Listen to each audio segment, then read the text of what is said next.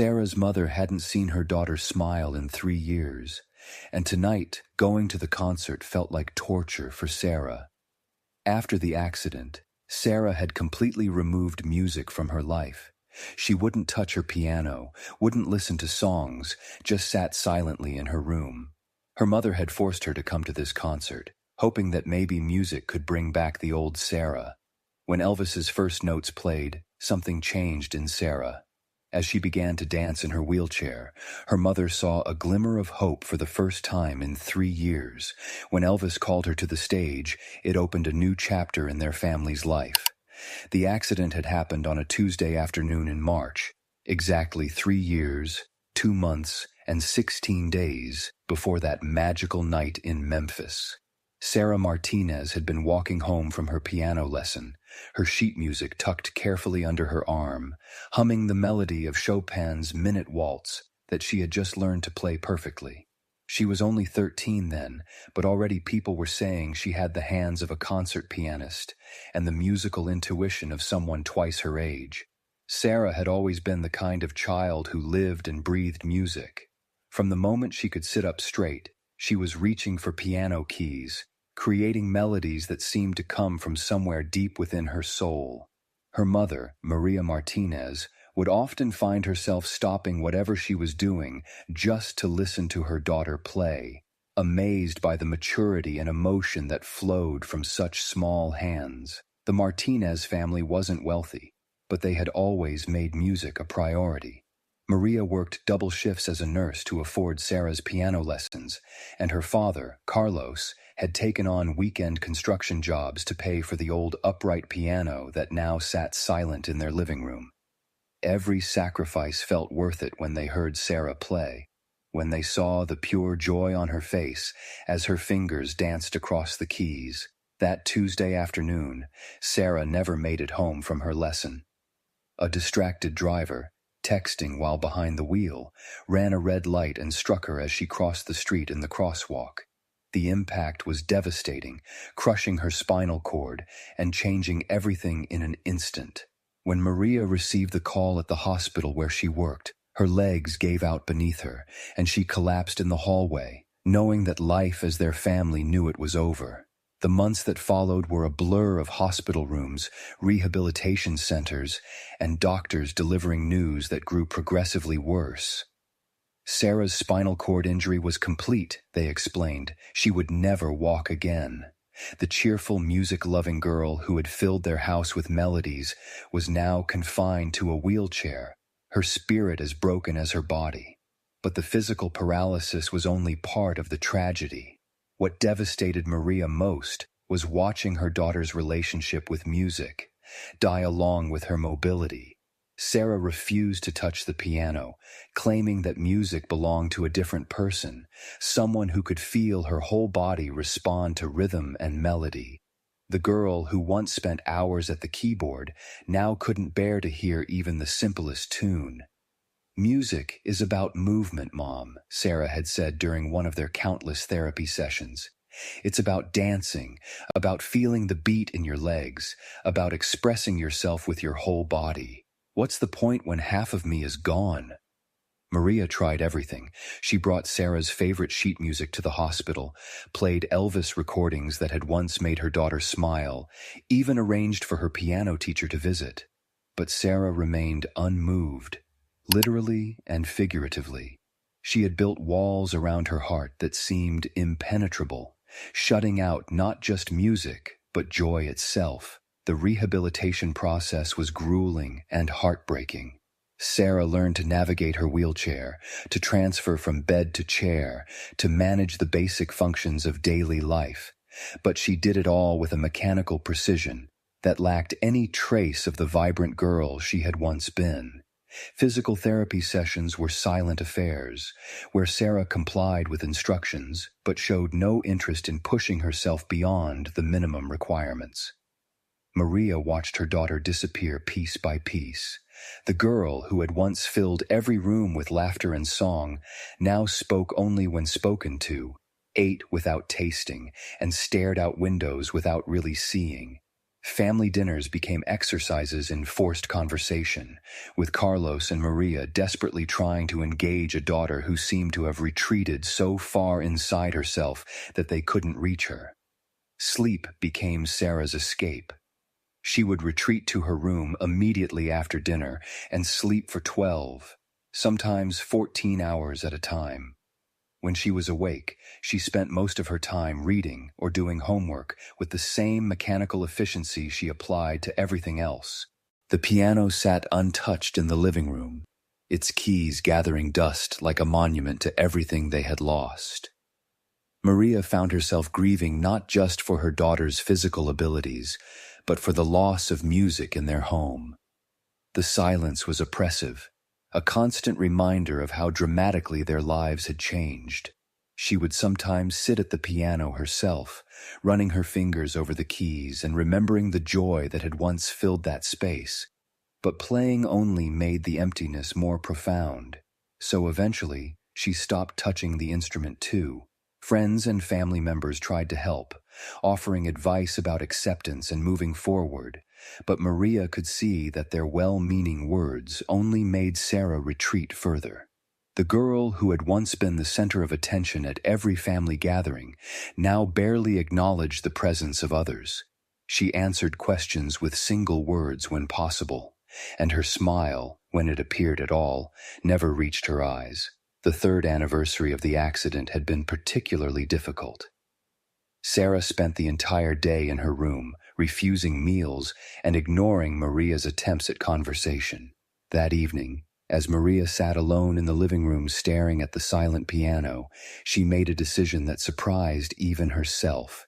She was going to take Sarah to see Elvis Presley perform in Memphis, whether her daughter wanted to go or not. Elvis was performing at the Memphis Coliseum as part of a special benefit concert for children with disabilities. Maria had heard about it through a colleague at the hospital who thought it might be therapeutic for Sarah to be around other young people facing similar challenges. The irony wasn't lost on Maria that Sarah, who now rejected all music, had once been obsessed with Elvis Presley's songs, learning to play his greatest hits and singing along with his recordings. When Maria announced her plan, Sarah's reaction was exactly what she had expected. "I don't want to go," Sarah said flatly. "I don't listen to music anymore, and I definitely don't want to be around a bunch of people pretending that being disabled is something to celebrate." But Maria had made up her mind. For 3 years, she had watched her daughter disappear, and she wasn't going to stand by and let it continue. "We're going," she said with a firmness that surprised both of them. "You loved Elvis once, and maybe being around music again will remind you of who you used to be." The argument that followed was the most animated conversation they had shared in months, which Maria took as a positive sign even though Sarah was furious with her.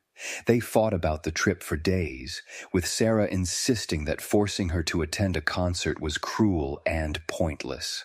But Maria held firm, purchasing tickets and making arrangements with a determination that hadn't wavered since she first made the decision. The night of the concert arrived with Sarah maintaining her sullen resistance. She got dressed with the same mechanical compliance she applied to everything else, choosing clothes that were functional rather than flattering, and making no effort to engage with the excitement that surrounded the event. Maria had hoped that seeing other families preparing for the concert might spark some interest, but Sarah remained determinedly indifferent. The drive to Memphis was mostly silent, with Maria making occasional attempts at conversation that Sarah deflected with minimal responses. As they got closer to the venue, Maria could see the crowds gathering, the excitement building, and the infectious energy that surrounded any Elvis performance. But when she glanced at Sarah, her daughter was staring out the window with the same expressionless gaze she had worn for 3 years. Finding accessible parking and navigating the crowds with Sarah's wheelchair proved challenging, but Maria was determined to make this work. She had researched the venue's accessibility features and knew they would be able to find good seating that would allow Sarah to see the stage clearly. As they made their way through the entrance, Maria felt a flutter of hope when she noticed Sarah's head turning slightly to take in their surroundings. The Memphis Coliseum was alive with anticipation. 15,000 people had gathered to see the king of rock and roll, and the energy was electric.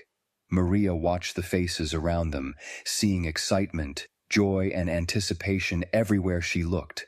For a moment, she allowed herself to imagine Sarah feeling even a fraction of that enthusiasm, but when she looked at her daughter, she saw the same blank expression that had become so familiar.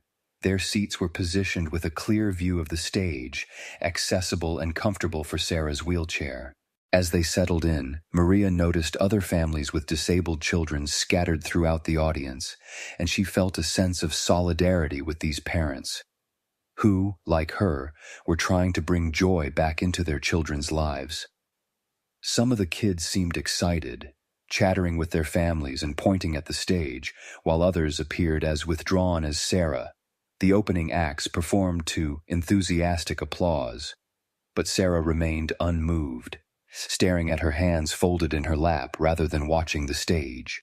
Maria's heart sank as she realized that her plan might have been a mistake.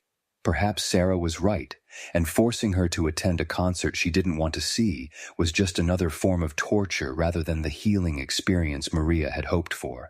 When the lights dimmed and the crowd erupted in anticipation of Elvis's entrance, Maria felt her breath catch in her throat.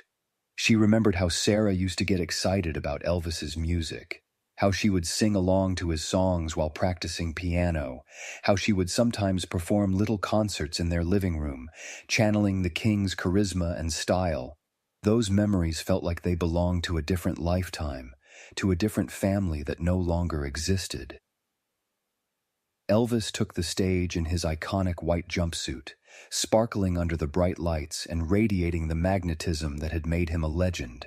The crowd went wild, 15,000 people rising to their feet in appreciation for their idol. Maria stood too, then glanced down at Sarah, who remained seated in her wheelchair, still staring at her hands. The opening song was "That's All Right," and Elvis's voice filled the arena with the power and emotion that had defined his career. Maria found herself getting caught up in the performance, despite her worry about Sarah. Remembering why Elvis's music had such a profound impact on people from all walks of life, his ability to convey genuine emotion, to make every person in the audience feel like he was singing directly to them, was truly extraordinary. As the concert progressed through Elvis's greatest hits, Maria kept stealing glances at Sarah, hoping to see some sign that the music was reaching her. But her daughter remained motionless, her expression unchanged, her walls firmly in place. Maria began to feel foolish for believing that one concert could undo 3 years of grief and withdrawal. It was during the 4th song of the set that something began to shift. Elvis started playing "Love Me Tender," the gentle ballad that had always been one of Sarah's favorites. Maria remembered her daughter learning to play it on the piano, working for weeks to perfect the delicate melody, and singing along in a voice that was sweet and pure. As Elvis's voice filled the arena with the familiar lyrics, Maria saw Sarah's head lift slightly, her eyes finally focusing on the stage. The change was subtle at first, so small that Maria almost missed it.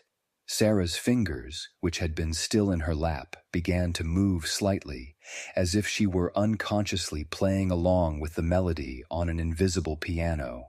Her breathing seemed to deepen, and for the first time since they had arrived, she appeared to be actually listening to what was happening on stage. As Elvis continued singing, his voice wrapping around the tender lyrics with the warmth and sincerity that made him legendary, Maria watched in amazement as tears began to form in Sarah's eyes. They were the first tears she had seen her daughter shed since the early days after the accident, when grief was still fresh and raw. These tears seemed different somehow, as if they were washing away years of accumulated pain. Then something extraordinary happened. Sarah's right hand moved to the armrest of her wheelchair, and she began to tap out the rhythm of the song. It was a small movement, barely noticeable to anyone who wasn't watching closely, but to Maria it felt like a miracle. For the first time in 3 years, her daughter was responding to music. The movement grew more pronounced as the song continued. Sarah's left hand joined her right, and she began to sway slightly in her wheelchair, her upper body moving in time with Elvis's gentle rhythm. The walls she had built around herself seemed to be cracking, allowing the music to seep through and touch the part of her that had been buried for so long. As Elvis reached the chorus, something even more remarkable happened. Sarah began to mouth the words along with him, her lips moving silently as she remembered lyrics that had once been as familiar as her own name. Maria felt her own tears starting to fall as she watched her daughter slowly coming back to life, responding to the power of music that had once defined who she was. But the real transformation began during the second verse. Sarah's movements became more deliberate, more pronounced. She was no longer just tapping the rhythm, she was dancing, using her arms and upper body to express the emotion that the music was awakening in her. Her face, which had been blank for so long, was beginning to show signs of the joy and passion that had once made her so vibrant. People in the seats around them began to notice what was happening. A man sitting behind them leaned forward and whispered to his wife, pointing at Sarah with amazement. A family to their right watched with tears in their eyes as this young girl in a wheelchair danced with more soul and passion than most people could manage with their entire bodies. Sarah was completely absorbed in the music now, her movements growing bolder and more expressive with each passing moment. She had found her rhythm again, had reconnected with the part of herself that she thought was lost forever. Her arms moved with graceful precision, her head swayed to the beat, and her face showed an expression of pure joy that Maria hadn't seen in 3 years. As the song built toward its climax, Sarah's dancing became more animated, more alive. She was using every part of her body that she could control, creating a visual interpretation of the music that was both beautiful and deeply moving. Other audience members were beginning to turn in their seats, drawn by the remarkable sight of this young girl who was dancing with such passion and skill from her wheelchair. The ripple effect of attention began to spread through their section of the arena. People were pointing, whispering to their companions, and pulling out their phones to capture what they were witnessing. But Sarah was oblivious to the attention she was attracting. She was lost in the music, finally free to express herself in the way that had once come as naturally as breathing.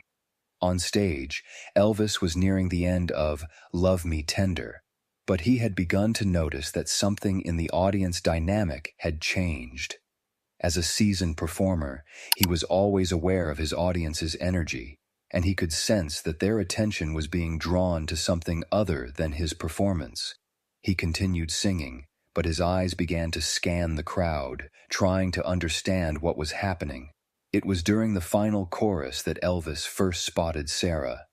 Even from the stage, even with the bright lights in his eyes, he could see a young girl in a wheelchair dancing with such passion and skill that she was drawing the attention of everyone around her. He had seen many audience members move to his music over the years, but there was something special about what he was witnessing now. As the song ended and the audience erupted in applause, Elvis made a decision that would change everything. Instead of moving immediately into his next number, he stepped away from the microphone and shielded his eyes from the stage lights, trying to get a better look at the girl who had captured not only his attention, but apparently the attention of a significant portion of his audience. "Hold on just a minute, folks," Elvis said, returning to the microphone. His voice carried across the arena, causing the crowd to quiet down in confusion. "I need to see something here." The arena fell silent as Elvis pointed toward the section where Sarah and Maria were sitting. "There's a young lady over there who's been dancing to that song with more soul than I've seen in years," he announced. "I'd like to get a better look at her." Spotlights swiveled toward their section, and suddenly Sarah was illuminated in bright white light that made her visible to everyone in the arena. The crowd erupted in cheers as they got their first clear look at the girl who had been moving so beautifully to Elvis's music. Sarah blinked in the sudden brightness, seemingly startled to find herself the center of attention. Maria felt her heart racing as she realized what was happening. Her daughter, who had hidden from the world for 3 years, was now in the spotlight at an Elvis Presley concert, with 15,000 people watching her every move. She reached over and squeezed Sarah's hand, offering support and encouragement as this incredible moment unfolded. Elvis walked to the edge of the stage, as close to Sarah's section as he could get. "What's your name, sweetheart?" he called out, his voice echoing through the arena's sound system. Sarah looked up at him, her eyes wide with disbelief. For a moment, she seemed unable to speak, overwhelmed by the surreal nature of what was happening. Finally, in a voice that was barely audible, she managed to say, "Sarah Martinez." "Well, Sarah Martinez," Elvis said with the warm smile that had charmed millions, "I've been performing for a lot of years, and I don't think I've ever seen anyone dance to my music with as much heart as you just did. Would you like to come up here and dance with me?" The arena exploded in cheers and applause as the audience realized they were about to witness something truly special. Sarah looked at her mother with an expression of shock and wonder, unable to believe that this was really happening to her. Maria nodded encouragingly, tears streaming down her face as she watched her daughter being invited to share the stage with one of the greatest performers in music history. Security personnel quickly appeared to escort Sarah down to the stage, helping to navigate her wheelchair through the crowd while the audience cheered and applauded every step of the way. As they made their way toward the stage, people reached out to touch Sarah's hands, offering encouragement and sharing in the magic of the moment. When Sarah finally reached the stage, Elvis himself came down to help lift her wheelchair onto the platform. The crowd went wild as she appeared on stage next to the king of rock and roll, her face glowing with a mixture of excitement, disbelief, and pure joy. This was the daughter Maria remembered, the vibrant, passionate girl who had once filled their house with music and laughter. "Are you ready to show these folks how it's done?"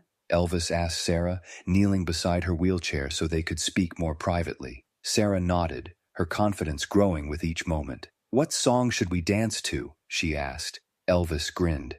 "How about Can't Help Falling in Love? Something tells me you know that one." As the band began the opening notes of the beloved ballad, Sarah and Elvis began to move together in perfect harmony. She used her arms and upper body to create flowing, graceful movements that complemented Elvis's own dancing, and the combination was absolutely magical. The audience was mesmerized by the sight of these two performers, separated by age and circumstance, but united by their love of music, creating something beautiful together. The performance was more than just a dance. It was a celebration of the power of music, to heal, to connect, and to bring joy even in the darkest circumstances. Sarah's movements were filled with all the emotion and passion that had been bottled up inside her for 3 years, finally finding expression through the medium that had once defined her life. When the song ended, the standing ovation lasted for nearly 10 minutes. People were cheering, crying, and calling out their appreciation for what they had just witnessed. Elvis put his arm around Sarah's shoulders and spoke into the microphone one final time. "Ladies and gentlemen, you have just witnessed something truly special. Sarah Martinez has reminded all of us tonight that music has the power to heal, to inspire, and to bring out the best in all of us. Thank you, Sarah, for sharing your gift with us." That night changed everything for Sarah and her family. The walls she had built around herself came tumbling down, and music returned to their home with a vengeance. Sarah not only went back to playing piano but began exploring new ways to express herself musically, using her experience to help other young people with disabilities discover their own artistic voices. The video of her performance with Elvis went viral, touching millions of people around the world and inspiring countless others to overcome their own challenges. Sarah became an advocate for adaptive music programs and worked with organizations to ensure that physical limitations would never again prevent someone from pursuing their musical dreams. But perhaps most importantly, Sarah had found herself again. The accident had taken away her ability to walk, but that night with Elvis had given her something even more valuable, the knowledge that her spirit was unbreakable, and that music would always be a part of who she was, regardless of any physical limitations. Maria often reflected on that evening as the turning point in their family's recovery. Her decision to force Sarah to attend the concert had been a desperate gamble, but it had paid off in ways she never could have imagined. Music had indeed brought her daughter back to life, proving that some connections are so deep that they can survive even the most devastating circumstances. The story of Sarah's dance with Elvis became a beacon of hope for families facing similar challenges, showing that healing is possible and that the human spirit's capacity for resilience is truly extraordinary. In that magical moment on stage, a broken girl had found her wings again, and the world had witnessed the transformative power of music, compassion, and the courage to believe that tomorrow can be better than today.